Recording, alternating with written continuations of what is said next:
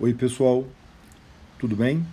A aula de hoje é uma aula de sociologia e o tema é o conceito de cultura. Cultura, na forma mais simplificada, básica para a gente conceituar, cultura, pessoal, são as características não biológicas do homem. Ou seja, o homem não nasce com cultura. Ele nasce com a capacidade de criar cultura, de gerar cultura, de absorver a cultura já criada por outras pessoas. Em outras palavras, a cultura são as criações humanas aprendidas, partilhadas e reproduzidas na sociedade.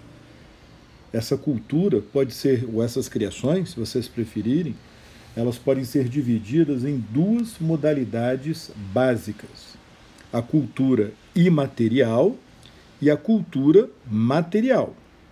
A cultura imaterial é composta pelo conhecimento de uma forma geral, mentalidades, ideias, crenças, costumes, leis, linguagem. E a cultura material são aquelas criações materiais como utensílios, construções, vestimentas, ferramentas, meios de transporte, meios de comunicações, armas, armamentos. Ou seja, pessoal, uma das características mais fundamentais e definidoras de nós, seres humanos, é que nós somos animais dotados de cultura.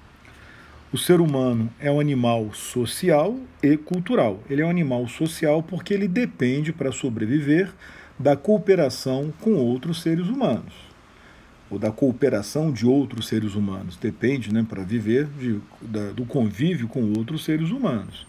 Em várias relações que nós já comentamos, relações de solidariedade, relações de poder, são relações de cooperação. Essa vida em sociedade é fundamental para nós. E nós somos também animais culturais porque nós criamos cultura. Mas é uma cultura que a gente aprende. Nós não nascemos com a capacidade, ou melhor, nós não nascemos com a cultura em si, nós nascemos com a capacidade de criar a cultura. Por exemplo, ninguém aprende, ou melhor, ninguém nasce sabendo construir um prédio, um edifício. Nós nascemos com a capacidade de aprender a construir esse edifício, seguindo orientações, normas de outras pessoas que já dominam esse conhecimento. Mas nós precisamos aprendê-lo. É diferente da formiga, é diferente da abelha, que já nascem sabendo fabricar ou construir um formigueiro e uma colmeia. A cultura não. A cultura tem que ser aprendida. Ninguém nasce, pessoal, sabendo falar português, ou inglês, ou japonês. Nós aprendemos a falar o inglês, a falar o japonês, a falar o português.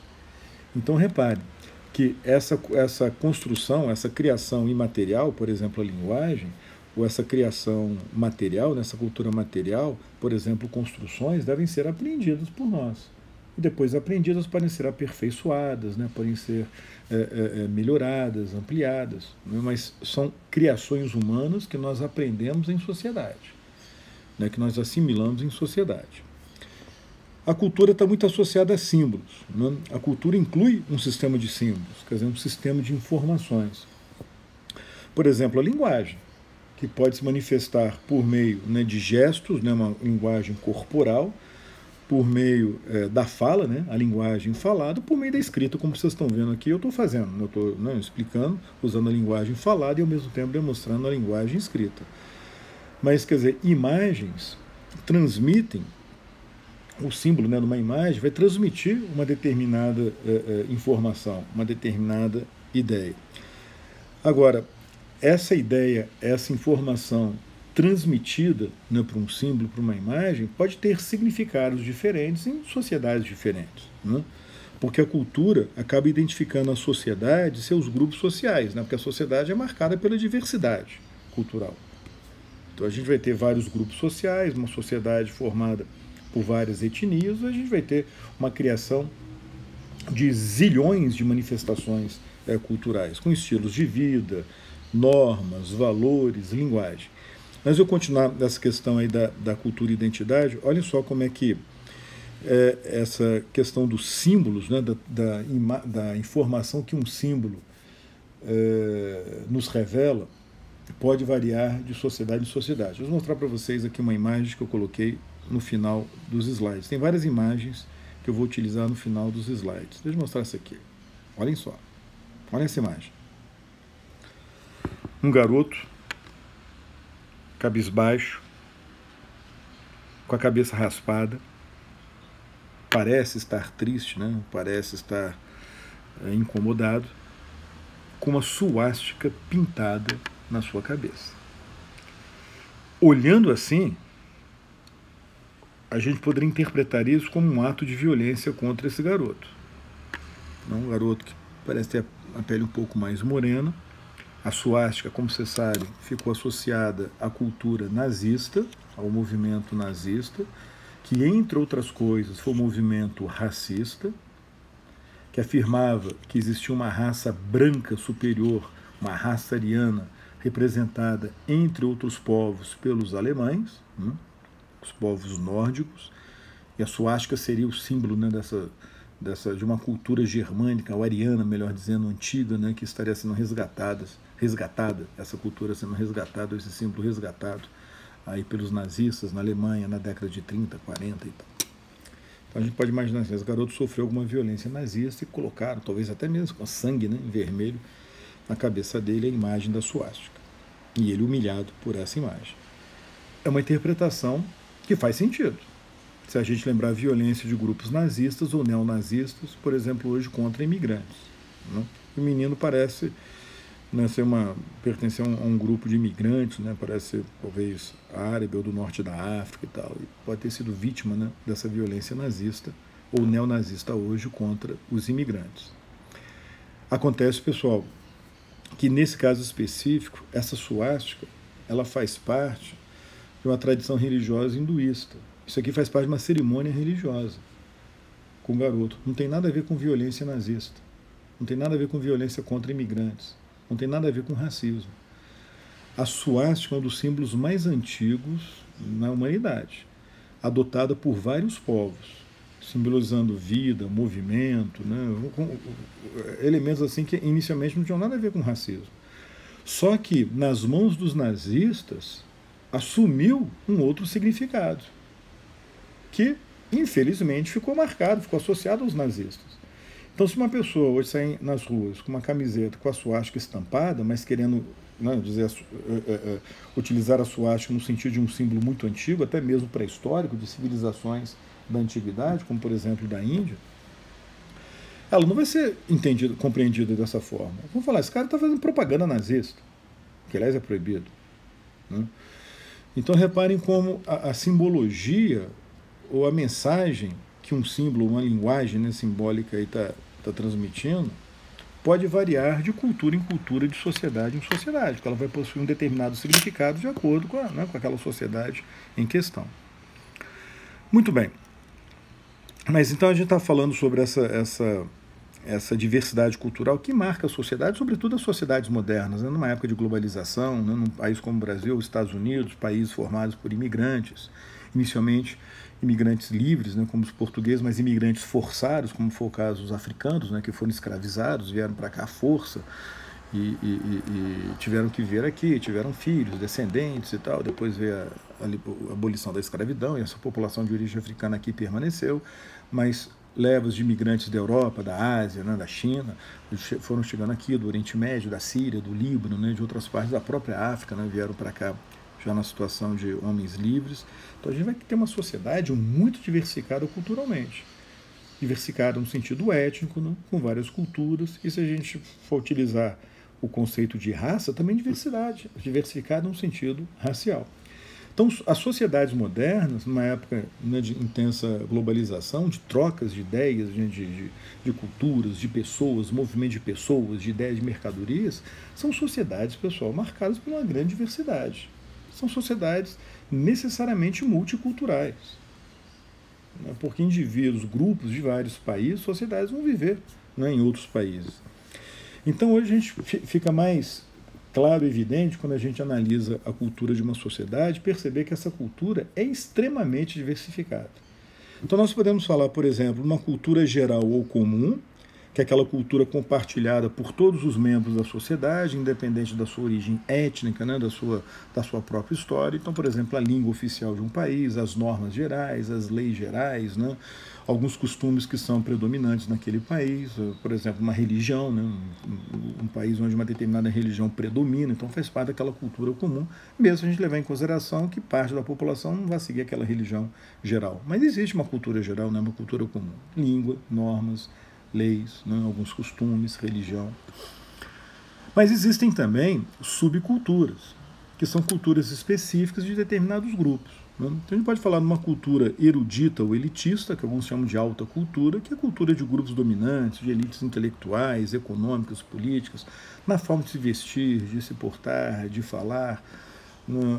É muito comum se considerar que, por exemplo, a ópera, né, a música clássica, né, espetáculos de música clássica ou de ópera representam, né, uma tradição de uma cultura erudita, que não significa que grupos não elitistas, né, grupos populares, não vão ter acesso a essa cultura. Vão ter acesso sim. Né? Mas, assim, tradicionalmente são considerados elementos de uma cultura mais erudita, mais elitista. O outro componente de subcultura é a cultura popular, que é considerada a cultura dos trabalhadores, né, da maior parte da população, excluindo as elites, e se manifestando de várias formas, muitas vezes sofrendo preconceito, né, das elites. Um outro componente é a chamada cultura marginal. O marginal aqui não significa de marginal criminoso, embora possa incluir também. O marginal aqui é de grupos minoritários, determinados grupos étnicos, né, criminosos também, delinquentes, ficou faltando aqui o parênteses para fechar, e determinadas faixas etárias, né, como adolescentes. A contracultura será aquela cultura com ideias alternativas à cultura comum, que é uma contracultura, um movimento cultural criado e seguido por pessoas inconformadas com as normas e valores tradicionais da cultura comum. Tanto romper com essa cultura comum. Vamos ver se fica claro aqui em algumas imagens. Olhem só. Aqui uma cultura minoritária de Rastafari em São Paulo. Uma minoria de pessoas que segue essa cultura, né, de origem africana muito forte na Jamaica, né, especialmente na Etiópia, né, que é a origem dessa cultura. É uma cultura minoritária, marginal, porque está à margem, né, do que predomina na sociedade. Não significa que ela é inferior ou superior, simplesmente ela não é majoritária. Aqui um movimento famoso de contracultura foi o movimento hippie. Né?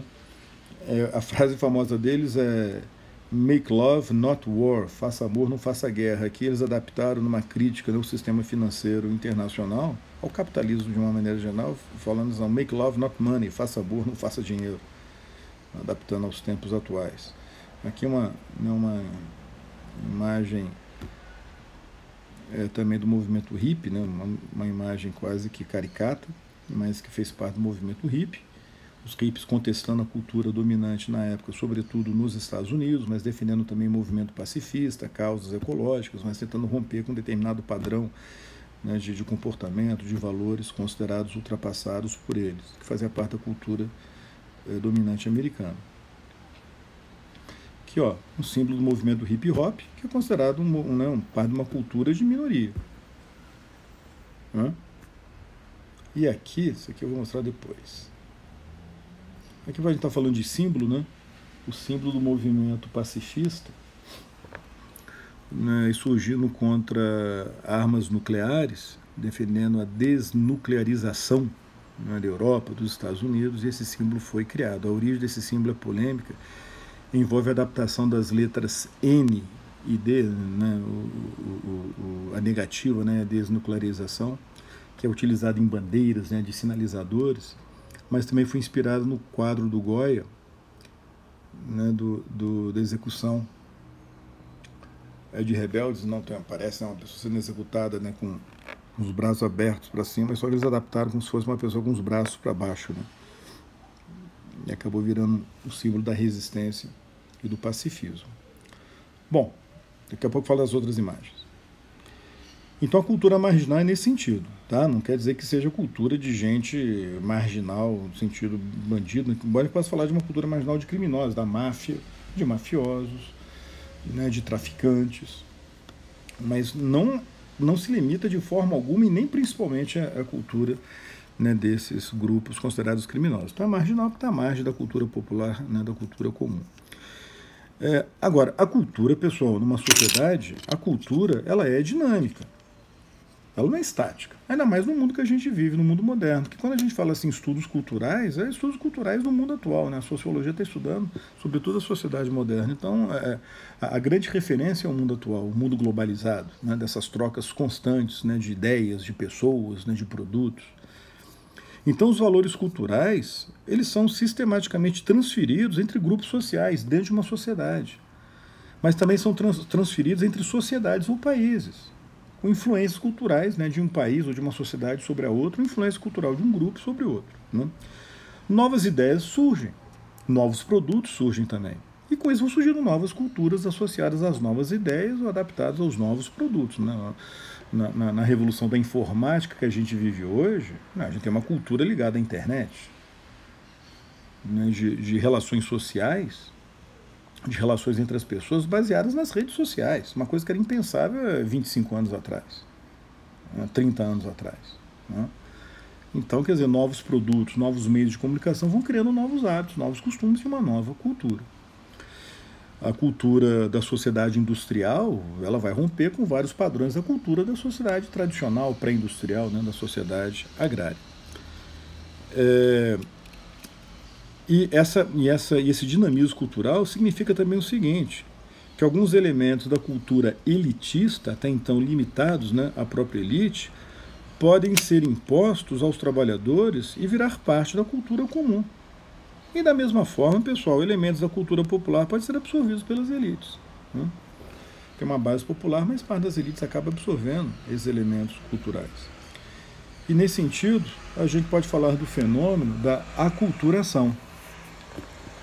Quer dizer, que é um processo de modificação cultural do indivíduo, grupo ou povo que adota traços de outra cultura. Ele é aculturado porque ele vai absorvendo os elementos culturais, né, de uma outra cultura. Isso pode acontecer de uma forma pacífica ou violenta, por meio da influência pacífica ou por meio da imposição, por meio, no caso de sociedade, uma guerra, né, um povo conquistando outro povo. Olha aqui um exemplo dessa aculturação.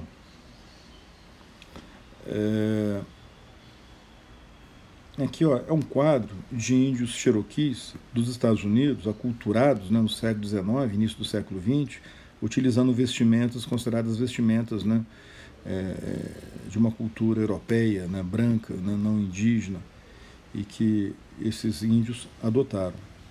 É um exemplo de aculturação. Aqui tem um exemplo famoso, só do imperador Mutsuhito, conhecido como Meiji, que reinou no Japão de 1867 a 1912, até morrer, e que foi uma figura central na modernização do Japão, na abertura do Japão para o mundo. A ideia de que o Japão precisava se modernizar para sobreviver como um país, né? Ter uma base industrial, uma base econômica e militar industrial para não ser dominado por outros países. E nesse processo de modernização, o Japão, as elites japonesas principalmente, adotaram vários costumes ocidentais, sobretudo em termos de vestimentas. Aí a gente tem, né, o Mutsuhito, né, o Meiji, utilizando uma vestimenta, né, imperial, pomposa, mas de origem ocidental, né, e não uma vestimenta, né, tipicamente japonesa.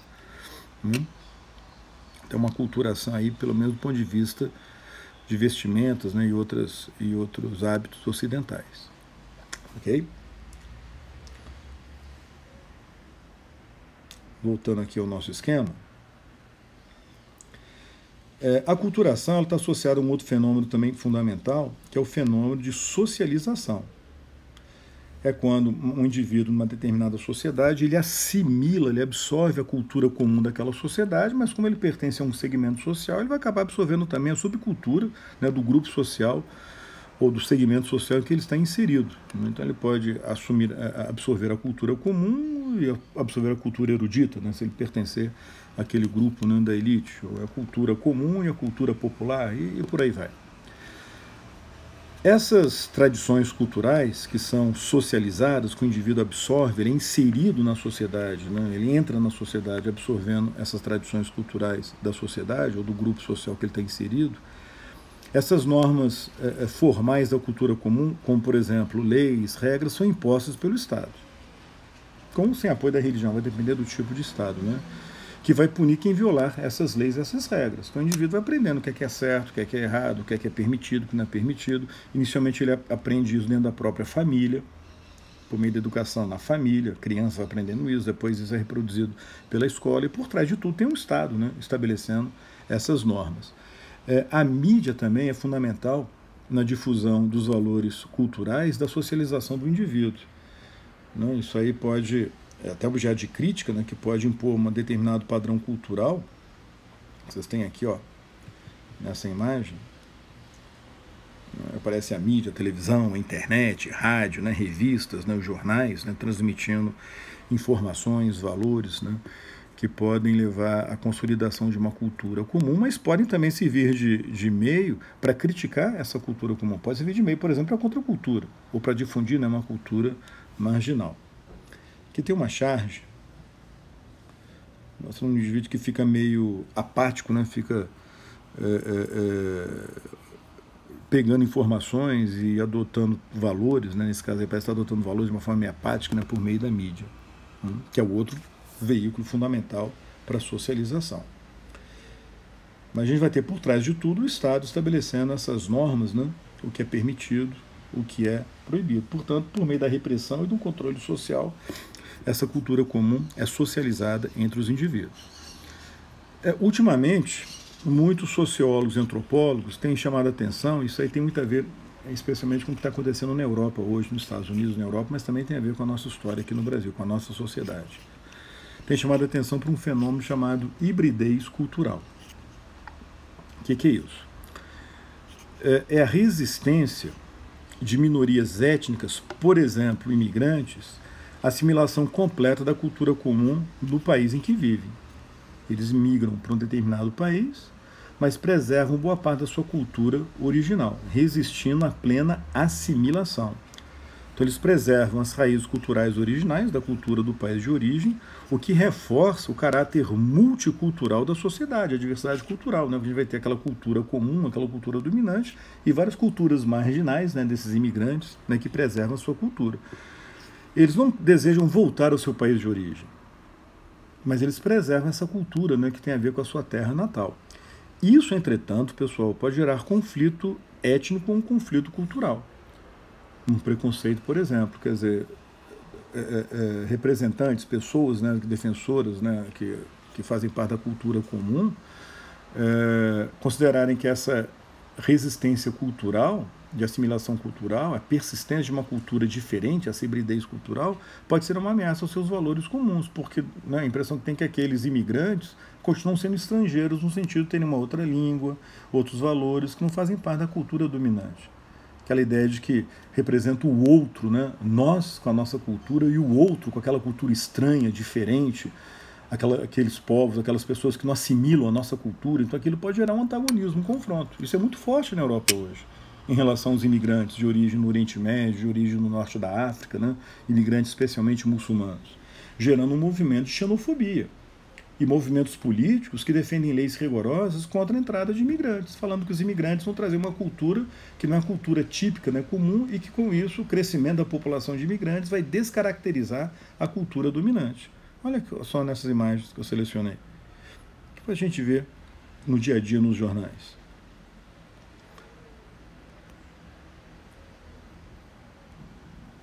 Uma sociedade multicultural, onde existe a diversidade cultural, isso não deveria chocar. Não, quer dizer, uma família aí de muçulmanos andando numa rua, né, aparentemente parece ser em Paris, parece ser no Champs-Élysées, em meio a uma população, né, não muçulmana. Só que isso gera resistência. Aqui a gente tem manifestantes da Polônia falando para parar com a islamização da Polônia, a chegada maciça de imigrantes muçulmanos, islâmicos. Né? Inclusive são jovens defendendo isso. Aqui, olha lá, esse outro movimento, parece ser na Grã-Bretanha, fala assim, não queremos mais mesquitas, no more mosques, né? Fim das mesquitas, né? Tem muita mesquita que representa uma cultura que na nossa cultura tradicional, né, cristã, ocidental. Olha aqui outro. Go home, vou embora, vou para casa, né? Um movimento também contrário a chegada maciça, né, de imigrantes. Então a hibridez cultural, ela gera realmente uma sociedade mais multicultural, mas gera uma resistência também, gera uma série de conflitos.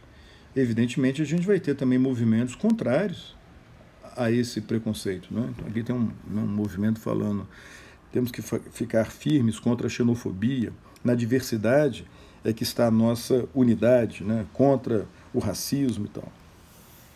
Ok? Muito bem. Então são faces da cultura na modernidade. Aqui eu coloquei duas questões do Enem sobre esse assunto. A primeira fala assim: a hibridez descreve a cultura de pessoas que mantêm suas conexões com a terra de seus antepassados, relacionando-se com a cultura do local que habitam. Elas não anseiam retornar à sua pátria ou recuperar qualquer identidade étnica pura ou absoluta. Ainda assim, preservam traços de outras culturas, tradições e histórias e resistem à assimilação, como estávamos comentando. Contrapondo o fenômeno da hibridez à ideia de pureza cultural, observa-se que ele se manifesta quando criações originais deixam de existir entre os grupos de artistas que passam a copiar as essências das obras uns dos outros. Não. Isso aí vai ter a ver, a hibridez tem a ver com a mistura de povos e mistura de culturas, né? Gerando uma cultura muito mais diversificada, e não criação de artistas que vão copiar essências de outros povos. B. Civilizações se fecham a ponto de retomarem os seus próprios modelos culturais do passado, antes abandonados. Ao contrário, a hibridez pressupõe que há uma abertura para a chegada, né, de imigrantes, nesse caso aí dos imigrantes. C. Populações demonstram menosprezo por seu patrimônio artístico, apropriando-se de produtos culturais estrangeiros. Não. A hibridez é mantida, vai ser gerada por esses imigrantes, mas a população local preserva a sua cultura tradicional. Daí essa diversidade cultural, né, resultante. D. Elementos culturais autênticos são descaracterizados e reintroduzidos com valores mais altos em seus lugares de origem. Não. Na verdade, a gente vai ter os elementos culturais, né, estrangeiros, né, que vão ser estabelecidos em outro país por meio da imigração, mas não significa o retorno ao seu país de origem. Letra E. Intercâmbios entre diferentes povos e campos de produção cultural passam a gerar novos produtos e manifestações. É isso. Quer dizer, a diversidade cultural, o multiculturalismo, né, a partir da presença de outros povos numa determinada sociedade. Resposta à letra E. E a segunda questão: a recuperação da herança cultural africana deve levar em conta o que é próprio do processo cultural, seu movimento, pluralidade, né, diversidade e complexidade. Não se trata, portanto, do resgate ingênuo do passado nem do seu cultivo nostálgico, mas de procurar perceber o próprio rosto cultural brasileiro. O que se quer é captar seu movimento para melhor compreendê-lo historicamente. Então, estou falando da presença de uma cultura africana que veio para cá com os escravos, mas não significa defender, restabelecer plenamente essa cultura, que é impossível, mas é reconhecer que existe uma matriz, umas sementes culturais africanas na nossa cultura, que é extremamente diversa. Com base no texto, a análise de manifestações culturais de origem africana, como a capoeira ou o candomblé, deve considerar que elas, permanecem como reprodução dos valores e costumes africanos. Não porque se adaptam à realidade brasileira e a outras culturas. Não tem essa pureza cultural africana. Tem uma origem africana, mas está adaptada às outras culturas. Sofre influência de outras culturas. O candomblé sofreu influência do catolicismo, por exemplo. B. Perderam a relação com o seu passado histórico. Não, ao contrário, tem relação com esse passado. Não reconstitui plenamente o passado, mas tem relação com ele. Não reconstitui plenamente a cultura original do passado, né? C. Derivam da interação entre valores africanos e a experiência histórica brasileira. Sim, é isso. É uma adaptação, né? uma fusão de valores culturais que partes são africanos e outros pertencem a outros grupos, né? Outras culturas, né? Da nossa história. A resposta é a letra C. Vamos ver a D. Contribuem para o distanciamento cultural entre negros e brancos no Brasil atual. Não é porque você está recuperando a matriz africana de determinadas culturas, você vai afastar negros e brancos. Nada vai impedir uma pessoa não negra de participar desses valores culturais, no candomblé ou na própria capoeira. E demonstram a maior complexidade cultural dos africanos em relação aos europeus. Pessoal, não significa que uma cultura é mais avançada ou mais complexa do que a outra, significa que são diferentes. Nesse conceito, nessa visão de diversidade cultural e e uma sociedade multicultural, pluricultural, né, o que a gente tem são várias culturas onde uma não é melhor ou pior do que a outra, simplesmente é diferente, são culturas diferentes. Então a resposta, de fato, é a letra C. Ok? É isso aí, pessoal. Na aula que vem a gente fala mais sobre esse assunto. Tchau, tchau.